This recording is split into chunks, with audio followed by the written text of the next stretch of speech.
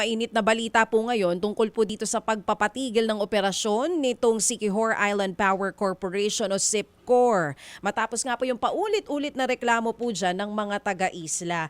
Sir, gusto po naming malinawan din at maintindihan kung ano po ba yung mga naging specific na paglabag nitong SIPCOR na naging basihan po ng ERC sa pagpapatigil po ng kanilang operasyon dyan.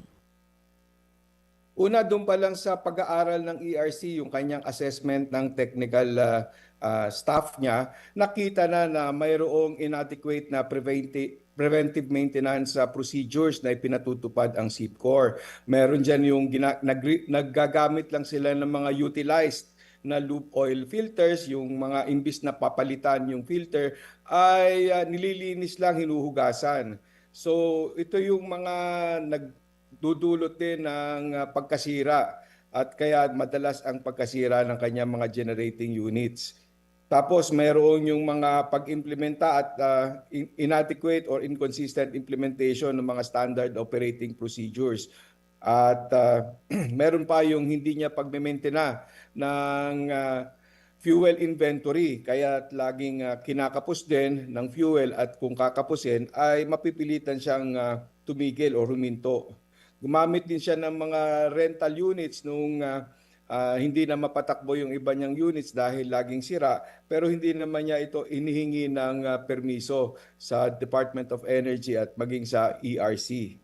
So maliban dyan, may mga obligasyon siya doon sa kanyang kakontrata, yung distribution utility na sinusuplayan niya. Ang nangyari dahil nga hindi maayos yung kanyang pagmimintine ng kanyang mga makina ay madalas na sira ito at hindi siya nakakapag-supply ng naaayon sa kontrata nila. So paglabag din ito doon sa kanilang power supply agreements. Madami-dami po pala itong naging paglabag nitong SIPCOR. Pero para lang po fully maintindihan namin, sir, una muna, ito po ba mga paglabag na nabanggit ninyo? Kailan pa po ito na-monitor ng ERC? Mayroon ng mga paisa-isa na dumadating na reklamo sa ERC. Simula pa noong Abril 2024 hanggang Mayo nga nung talagang naging mas marami na at napag-uusapan na talaga ang problema, lumalalang problema sa Siquijor. So kaya nga nung June ay nagsimula na mag-imbestiga ang ERC tungkol sa sitwasyon, sa power situation sa Siquijor. Oo. Kailan po ba nag-start ito pong SIPCOR ng kanilang operasyon dyan sa area po na yan? At ano-ano po yung mga lugar na binibigyan po nila ng kuryente? Buong isla kasi ay kanilang sinusuplayan. Sila ang dating exclusive or lone power supplier sa isla ng Siquijor.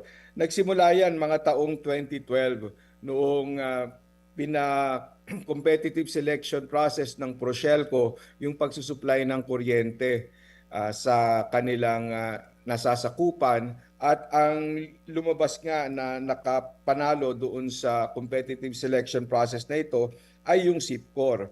Kaya nagkaroon sila ng power supply agreement na kanila namang isinumite sa ERC para maaprubahan under ERC case number 2012-018 RC.